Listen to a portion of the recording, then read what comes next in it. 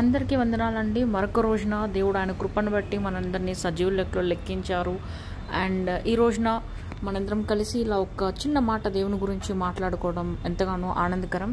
దీన్ని బట్టి దేవుని స్తుతిస్తున్నాను.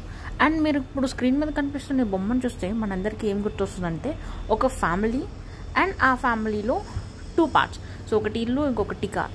జెన్యూన్లీ స్పీకింగ్ ఇక్కడ 2 డిఫరెంట్ లైఫ్ని రిప్రజెంట్ చేస్తుంది. ఒకటి పర్సనల్ లైఫ్, ఇంకొకటి ప్రొఫెషనల్ లైఫ్.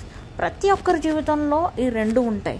బట్ మనం మర్చిపోతున్న విషయం ఏంటంటే యాక్చువల్లీ ప్రతి ఒక్క ఇండివిజువల్ లైఫ్లో 3 పార్ట్స్ ఉంటాయి.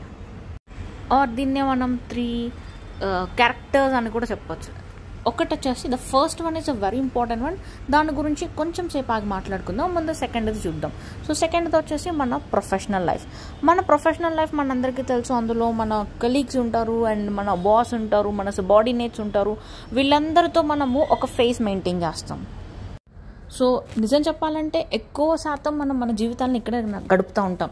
Like 8 hours per day or 9 hours per day మనం ఆల్మోస్ట్ ఈ ఫేజ్లోనే లైఫ్ని గడిపేస్తూ ఉంటాం. సో ఇక్కడ ఎక్కువ మనం స్ట్రెస్ఫుల్గా ఫీల్ అవుతుంటాం.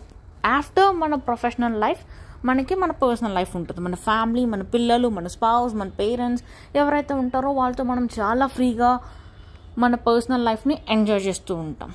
ఇది అందరికీ తెలిసిన విషయమే. ఇప్పుడు ఫస్ట్ ఫేజ్కి వద్దాం, which is our spiritual phase. So spiritual phase very very important. So నాకు తెలిసి ఈ 2 ఫేజ్ కాకుండా వేరే ఏమన్నా ఫేజ్ అయితే నాకు తెలిసి అయితే లేదు. అది ఏ ఫేజ్ ఉన్నా సరే వీటిలోనే పడుతూ ఉంటుంది. నేను పైన డిమార్కేట్ చేసినట్టు ప్రొఫెషనల్ సపరేట్గా, పర్సనల్ సపరేట్గా ఈ ఫేజ్ని, స్పిరిచువల్ ఫేజ్ని మనం స్ప్లిట్ చేయలేమండి.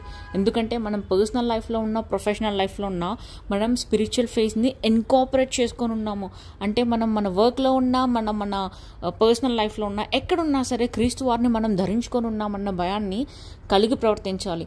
అందుకే ఒక మాట ఉంటుంది, 1 కొరింథీయులకు రాసిన మొదటి పత్రిక 10th chapter 31st verse ఈ మాట రాసి ఉంటుంది.